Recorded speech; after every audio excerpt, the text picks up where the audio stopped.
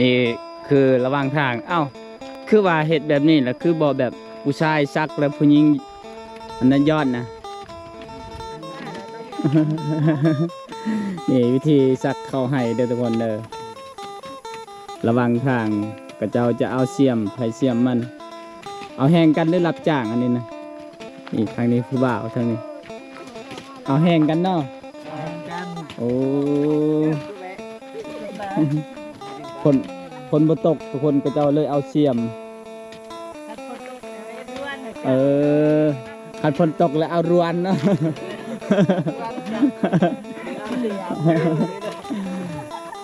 โอ้นี่ทุกคนบอกว่าดินมันเป็นผงถ้าเอาไม้เสียบนี่คือมันบ่เป็นขุมเฮ้ยปุ๊บปับเลยตรังประชาเลี้ยววะโอ้ดังบรูเลยโอ้บรูแหกระดังบรู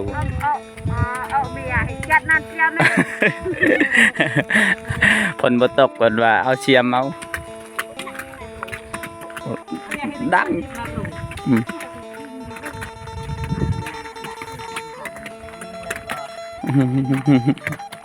พี่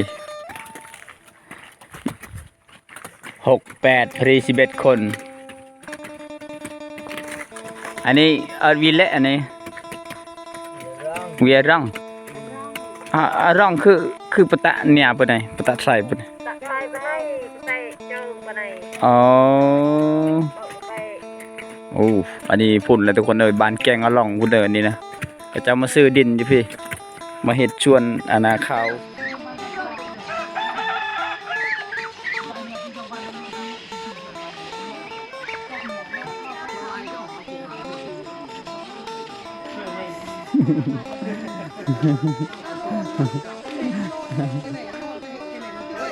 ทุกคนสบายดีเด้อสบายดีทุกคนวันนี้พาทุกคนมาเบิ่งวิถีชีวิตบ้านแสลงนะบ้านนี้ห่างจากตัวเมืองน้องหลายกิโลแล้วนะนี่บรรยากาศแช่เสียงไต่ทุนเหือนมื้อนี้เป็นวันอาทิตย์ก็จะไม่ได้ออกให้ออกส่วนนี่เพิ่นเฮ็ดติบเข่านึกว่าร่มบ่แม่นเนาะคือร่มเข้าติบเข่าเนาะเงินไม่ได้เจ๊นะ70 80พัดเนื้อปืดเนื้อเกยเนาะรวยปืดเนี่ยก็80อ๋อโหเจ้ายังหนุ่มอยู่สานติบเข่าเป็นปกติมีทุกคนเท่าได้สานติบเข่าแต่ว่าเจ้ายังแบบหนุ่มยังสานติบเข่าเป็นนี่อายเพิ่นสานติบเข่าได้ไม่ได้ซื้อไม่ได้ขายเนาะเฮ็ดเองใส่เองขายแน่เนาะไม่ได้ซื้อยาสูบเป็นภูมิปัญญาชาวบ้านนะคนนี้วันนี้วันอาทิตย์ไม่ได้ออกไฮออกสวนเนาะแต่วันปลอดภัยเลยนี่เต้ตารางเหือนวันอาทิตย์ยุดเนาะอ๋อโอ้จบพวงช่วยเนาะวินเลยโอ้มีแต่ลำมันต้นมันลายแล้วปลูกบนหมู่บ้านบ่โครงการบ่ให้ปลูกแหวนเนาะก็ได้ว่าโครงการเขาแจกลำมันต้นนี่ทุกคนวิถีชีวิตอันนี้เตือนแต่ทายเยอะเนาะแต่ว่าวันเสาร์ต้นปะว่าเสาร์อาทิตย์ต้นไทรบ่ต้นละไทร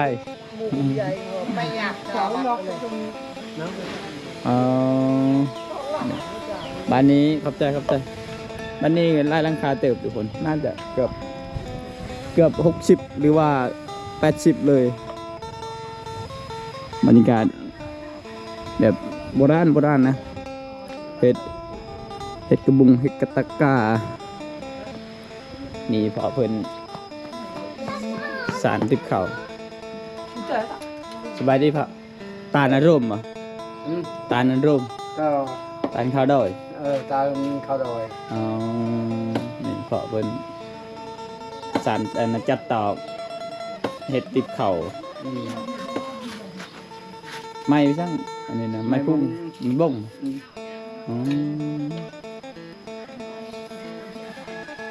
เฮ็ดขายหรือว่าเฮ็ดใช้เองนี่ ขายแล้ว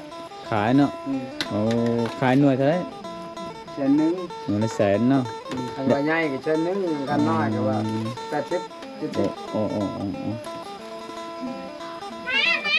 บ่ได้ซื้อยาสูบเนาะ อืม สูบพริกกินหนวดนี่แหละน่ะฮือหายแล้วบ่เดี๋ยวนี้ ยัง ยังเนาะ อืม ยังบ่ได้ฮือเลยยังบ่ได้สัก ยังบ่ได้ซัก ยังบ่ได้สักเนาะคนบ่ตกเลยเดี๋ยวนี้เนาะ บ่มีเลย อืมบรรยากาศบ้านๆคือแบบดังเดิมทุกคนเป็นจานบ้านสองหมู่บ้านนี้ก็ห่างจากตัวเมืองได้เกาะเพิ่นแต่ชานติบเขาขายเนาะหลายๆปลูกมันต้น ของมันต้น สิสักเขากับฝนบ่ตกเนาะ อืม อืมนี่ขอบใจขอเด้อ ขอบใจอ่ะ บรรยากาศเนี่ยโอ้แหนมไปทางไหนกับคนเฒ่าคนแก่กับสารติดเขาเด้อทุกคนสารกระบุงสารกระตา เป็นสารบันทองนี่ก็หนังเดิมนะเขตนี้สังเกตว่ายังมีเป็นผักกระแตะยังเพื่อนแบบหนังเดิมทุกคนหาสมยากนะบรรยากาศแบบนี้มีแต่เขตนี้นะยังมีให้ชมอยู่นี่สารติบเข่าตาอารมณ์บ่ตาเขาด้อย อืม อ๋อ เขาโดย เขาโดยเนาะ อืม ตาจิหรือตาเจาะเบิ่ม ตกเบิ่ม เจาะเบิ่มเนาะ อืม ปลาชุยแล้วจิอะเนาะ คันช่วยดิเจ๊มาตะบนช่วยกินได้เจ๊ที่หายตอกเบิ่ม อ๋อให้ลูกให้หลานเนาะ อืม อันนี้พอเฒ่าเพิ่นอันนั้นสารติบเขาเฮ็ดเองใช้เอง อืมตะเบิ่มเอ้ย ติบเขาแน่กระตาแน่ อืมทุกชนิดเด้ตะ อ๋อเป็นเบิดเนาะจ้ะ เป็นหยังสิบ่เป็น อ๋อ มีเฮ็ดกระบุงได้ อ๋อ บ่เห็นหงนี่ อ๋อ เป็นตาบอดเห็นบ่ อ๋อเบนทุงยังชานติบเขาได้ เบื้องหยังเบื้องนี้ อ๋อ เบิ่งนี่ก็แล้ว อ๋อเก่งเติบแล้ว คำบ่เฮ็ดอันนี้บ่มีนี่กิน อืม แป้งก็ยังชื่อ อ๋อ มักพริกก็ยังชื่อ แม่ เก น ลือยังชื่อ แม่นล่ะ เข้าวแหงว่านัก อ๋อ เข้าวเด็กก็จักไปหาอยู่ใส่ อ๋อบ่กุมอยู่บ่กุมกินคือกันเนาะ โอ้ย เห็นว่าเฮ็ดให้หลายนะกุมอยู่กุมกิน บ่ลายสิลายตายไปซักอีกบ่งาม เขาบ่งาม อืม สบายดีเด้อพ่อ อืม เฮ็ดที่ช่างนี่บ่ เฮ็ดกับเขา เข้า เออ เฮ็ดคายบ่ บ่ล่ะ เฮ็ดเองเนาะ เฮ็ดเองเลย เฮ็ ใช้ ด เอง ใช้ นั่น เอ ล่ะ ง ใส่เอง นานแล้ว มื้อนึงนี่แล้วบ่เฮ็ดอ่ะ โอ้ยบ่ได้เลย บ่ได้ 5-6 มื้อจัง เออ แล้วหน่วยหนึงเด้ เราตาบอดแล้วยังชานติบเขาเป็น แม่นบ่ เจ้า เฮานี่บ่ฮู้หยังเลย อืม ทุกคนอันนี้ภูมิปัญญานะทุกคนเลยวิธี บ่ชัวเจ้าอยู่เมืองไหน นี่แหละเมืองน้องนี่แหละพอ อยู่เมืองนอกนี่บ่ แม่ แล้วเมืองเฮา เมืองเฮานี่แหละมาอัปเดตให้ทุกคนได้เบิ่งให้ทุกคนได้ชมวิถีชีวิตบ้านเฮาเฮ็ดได้อยู่จังได๋อ่ะนะ เจ้าฮู้จักบ่นั่นพอนั่นบ่ พอยัง โอ้ยก็เป็นตำรวจนั่นล่ะ บ่ได้ ชมใจนั่น สนใจ เออ เออ ฮู้บ่ โอ้โห โอ้โห บ่ฮู้ เอ้าเราเป็นตำรวจบ่ฮู้บ่เพราะว่าเฮาเป็นรุ่นลูกรุ่นหลานเราเด้ เป็นลูกเฮาเป็นรุ่นลูกรุ่นหลานบ่ฮู้แล้ว โง่แล้ว พอจอยได้ฉัน ก็จอยทหาร ตำรวจคือกันนั่นแหละ คือกันบ่ฮู้เลยพ่อเอ้ยยาวแล้วนั่น มีแต่หมู่คอยแล้วนั่น ป่ารุ่นเจ้าพ่อ เออ บ่ฮู้แล้วรุ่ เดี๋ย น วนี้ เจ้า แม่นเขาบำนาญมาแล้วบ่พ่อ เก่าให้แล้ว แสดง 14ล้าน อ๋อเจ้าตำรวจเก่าบ่พ่อ ตำรวจเก่า โอ้ ขอยเฮ็ดแต่ปี68ถึง81ก็เมื่อ ป้าเป็นตำรวจเก่า อืม รถเก่า บ่แม่นทหารบ่พ่อ บ่ ตำรวจเลย เ ขอยอยู่สวรรค์ โอ้ เอาไปยังคือมาอยู่พี่บ่ได้เมียอยู่บ้านพี่บ่หรือมัน อันนี้บ่ สาเหตุที่มาบ้านเฮา ก็เป็นรอย อ๋อ จิบไข่ได้ประหยัดเป็นรอยกุจนกุโตนี่ก็เมื่อ อ๋อ เมื่อก็ครอบนำหัวหน้าพอละเขาเฮ็ด ใหญ่เนาะ เขาเฮ็ดนี่ชื่อ เออ ก็เมื่อก็สร้างครอบครัวอยู่ปีครับบ่มีลูกบ่มีเต้าก็ได้ อ๋อ ยังแต่ผู้เดียวนี่แหละ อ้าวเมียได้ใช่ เมียก็กระเท่าแล้วเออพอแล้ว อยู่เหือนเนาะ แล้วบ่ได้ลูก บ่มีบ่อนพึ่งนะเขาเว้ารวมว่าบ่มีบ่อนพึ่งรอเท้าว่าตายล่ะให้เขาไปพังชื่อๆอีหลีได้ อ๋อ แม่นได้ก่อน อืม เห็นเขาเว้าเรื่องราวแล้วก็น่าสงสารเห็นว่ามันก็เป็น ตำรวจเก่า ปฏิวัติน้อยพอเนาะ นั นักปฏิวัติเก่าเป็นตำรวจเก่า โอ้เฮ็ดแต่ปี68ถึง81นี่ตัวขึ้นจากปีตัวเว้าบ่รู้ แต่ปียังก่อนป่ะ แต่ปี68 68 เออ81ได้ก่อนมือ แสดงว่าตอนนี้อีพอฮอดแล้วอัน90 บัดนี้อายุก็ละ75แล้ว 75แล้วอ๋อ 75 บ่ฮอด90เนาะ ใบเหาะเขาทำนี่ คอยเรียนหนังสือนี่เด้อคอยเรียนหนังสือนี่ปี60แต่จักรพรรดิได้คอยเว้าได้ อ๋อ อยู่แกงล่วงพุ่น อ๋อ คอยเรียนหนังสือ ทันแล้วสงคราม บัดนี้ ทันแล้ว พอดีปี61เขาตีตะโกเห็นบอกเขาตีตะโกจุงเฮาก็แต่เมื่อบัดนี้เรียนหนังสืออิสระอีกบัดนี้เรียนต่อเรียนต่อ อ๋อ โอ้ยตะเกนี่โอ้คือว่าอันนี้นี่บ่คือแบบ นี่จุเด็กหน่อยเดี๋ยวนี้กันมาไปส่งไปเฮียนชื่อขี้ขานได้ ขี้ขาน เดี๋ยวนี้ไฟฟ้าก็มีเนาะ โอ้ย แต่เก่านี่คือเอายังอีกพอไทยน่ะ มีแต่กระบองหัน ก็บอกอ๋อ ว่าเฮียนยังเก่งเช่นะพอเนาะ อ้าว กิเดี๋ยวนี้ยังเขียนได้บ่พ่อ ได้เขียนได้ อ๋ออ่านได้ อ่านก็ได้ นั่นได้ ไปไปว่าบ่เห็นหงเนี่ยนี่เลยยอม อ๋อ เขียนเนี่ยอ้าวโตยังโตให้คอยเขียนรอดมากอยู่พี่ พลังอังกฤษได้เบิดแล้วเนาะ โอ้ยบ่ได้ก็ยอมแล้วนี่นี่ก็ยอมแล้ว เจออยู่ว่าเพลงต่อตานี่พอ โอ้ยบ่เจอเลยลืมเนี่ย เพลงชาติลาวแต่เก่าน่ะบ่คือแต่ ลืมหมด แต่เดี๋ยวนี้หมด ลืมหมด อ๋อ เพิ่งตึบเลย ปะ ตอนนี้พอเฮ็ดเวียกน่ะเงินเดือนเท่าไหร่พอ เงินเดือน โดย บ่มีเลยแต่สำเร็จเลยบ่มี โอ้ นี่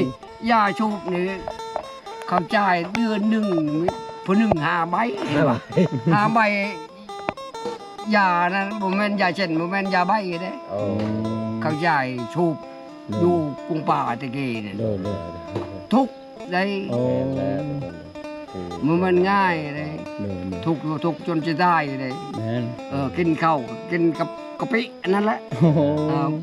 มักผิดก็บ่มีเลย อืม กับเกลือตัวนั้น ถึงหนัวบ่มี โอ้ยแหงว่าไก่เขาเว่าแจ้งกันว่าคอยตัวแล้วคอยให้คอยตายรถ โอ้ยดีนะ กินข้าวเจ้าข้าวเหนียวกับบ่มีเลย โอ้ ตะกี้คอยอยู่พุ่นแต่ตะเม็ดเด้อย้ายแต่เมืองพีนนี่พวกอยู่ดงบังเจ้าจักแล้วดงบัง จัก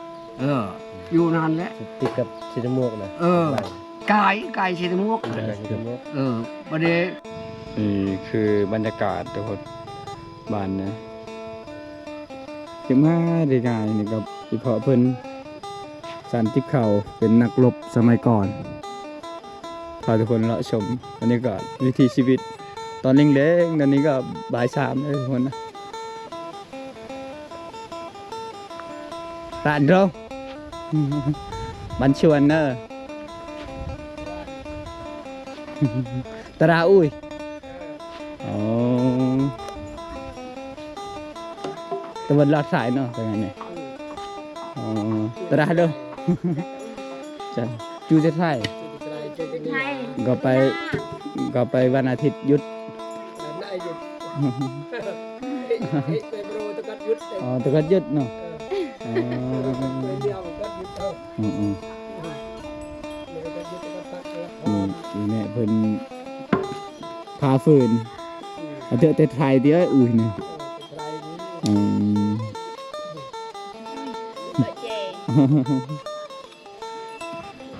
ที่ชีวิตนำเลยนั่นน่ะที่ชีวิตนำเล้งๆนี่สิเราพาฟืนพาไฟมาจะให้ที่ชวน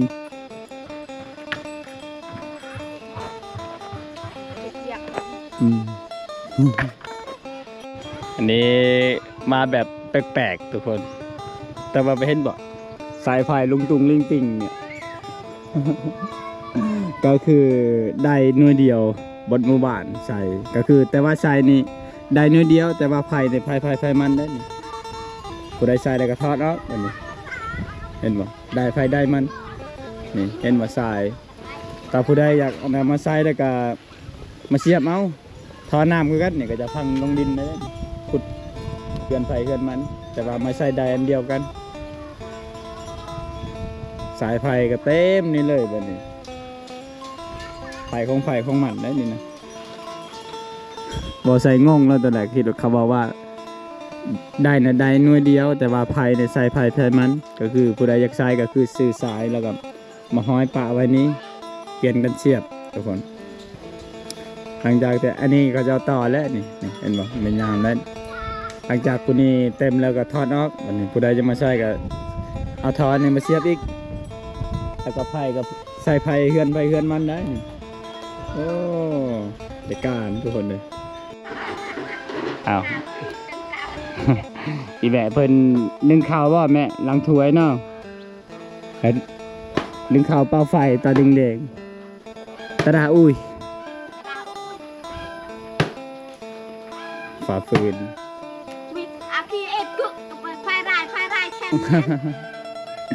ตาดาก็อุ้ยอีแม่เพิ่นตัดฟืน